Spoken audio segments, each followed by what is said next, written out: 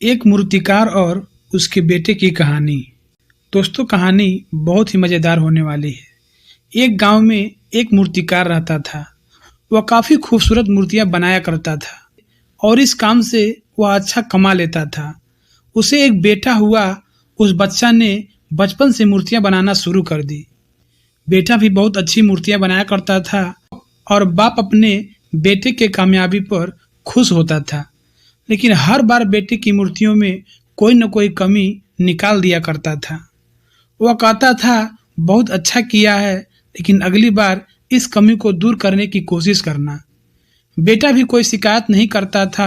वह अपने बाप की सलाह पर अमल करते हुए अपनी मूर्तियों को और बेहतर करता रहा। इस तरह लगातार सुधार की वजह से बेटे की मूर्तियां बाप से भी अच्छी बनने लगी और ऐसा टाइम भी आ गया कि लोग बेटे की मूर्तियों को बहुत पैसा देकर खरीदने लगे, जबकि बाप की मूर्तियां उसकी पहली वाली कीमत पर ही बिक रही थी। बाप अब भी बेटे की मूर्तियों में कमियां निकाल ही देता था, लेकिन बेटे को अब ये अच्छा नहीं लगता था और वह बिना मन के उन कमियों का स्वीकार करता था, लेकिन फिर भी अपनी मूर्तियों में सुधार कर ही देता था। एक टाइम ऐसा भी आया कि जब बेटे के सब्र ने जवाब दे दिया।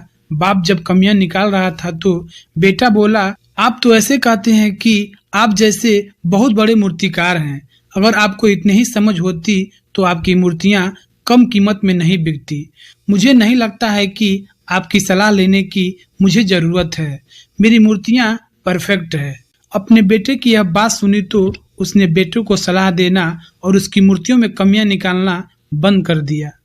कुछ महीने तो वह लड़का खुश रहा, लेकिन फिर उसने नोटिस किया कि लोग अब उसकी मूर्तियों की उतना तारीफ नहीं करते जितना वो पहले करते थे और उसकी मूर्तियों के दाम बढ़ना भी बंद हो गए थे। शुरू में तो बेटे को कुछ समझ नहीं आया, लेकिन फिर वह अपने बाप के पास गया और उस समस्या के बारे में बताया। बाप ने बेटे को बहुत शांति से सुना, जैसे कि उसे पहले से पता था कि एक दिन ऐसा भी आएगा। बेटे ने भी इस बात को नोटिस किया और उसने पूछा, क्या आप पहले से जानते थे कि ऐसा होने वाला है? बाप ने कहा, हाँ, क्योंकि आज से कई साल पहले मैं भी इस हालत से टकराया था। बेटे ने सवाल किया, तो फिर आपने मुझे समझाया क्यों नहीं? बाप ने जवाब दिया, क्योंकि तुम समझना नहीं चाहते थे। मैं जानता हूँ कि तुम्हारी जितनी अच्छी मूर्तियाँ मैं नहीं बनाता। यह भी हो सकता है कि मूर्तियों के बारे में मेरी सलाह गलत हो और ऐसा भी नहीं है कि मेरी सलाह की वजह से कभी तुम्हारी मूर्तियां बेहतर बनी हो। लेकिन जब मैं तुम्हारी मूर्तियों में कमियां दिखाता था तब तुम अपनी बनाई मूर्तियों से संतुष्ट नहीं होते थे। तुम खुद को बेहतर करने की कोशिश करते थे और वही बेहतर होने की कोशिश तुम्हारी कामयाबी का कारण था। लेकिन जिस दिन तुम अपने काम से संतुष्ट हो गए और तुमने यह मान लिया कि अब इससे और बेहतर होने की गुंजाइश ही नहीं है, तुम्हारी उन्नति भी रुक गई और लोग हमेशा तुमसे बेहतर की उम्मीद करते हैं और यही कारण है कि अब तुम्हारी मूर्तियों के लिए तुम्हारी तारीफ नहीं होती है और ना ही उनके लिए तुम्हें ज्यादा पैसा मिलते हैं। बेटा थोड़ी देर चुप रहा, फिर उसने सवाल किया, तो अब मुझे क्या करना चाहिए? बाप ने एक लाइन में जवाब दिया, असंतुष्ट होना सीख लो। मान लो कि तुम में हमसे बेहतर होने की गुंजाइश बाकी है।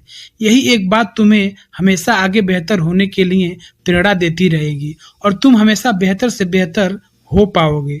दोस्तों, ये कहानी कैसी लगी कमेंट में जरूर बताना। एक कहानी से हमें बहुत कुछ सीख मिलती है। वीडियो अच्छा लगा हो तो चैनल को सब्सक्राइब करके एक लाइक कर देना। धन्यवाद।